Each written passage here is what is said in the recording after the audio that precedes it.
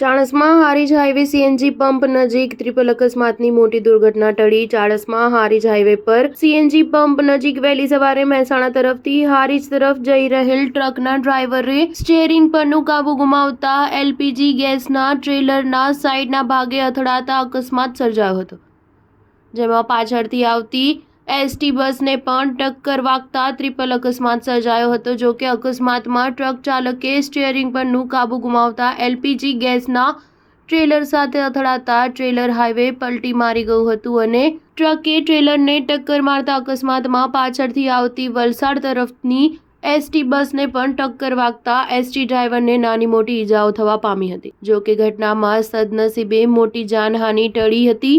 Trailer અને ટ્રકનો driver અકસ્માત સર્જી ફરાર થયો। એસટી ડ્રાઈવરને સામાન્ય ઈજાઓ થતાં ચાણસ્મા સિવિલ ખસેડાયો અને ચાણસ્મા પોલીસ ઘટના સ્થળે પહોંચી આગળની વધુ તપાસ હાથ ધરી। Star news 7 Patan.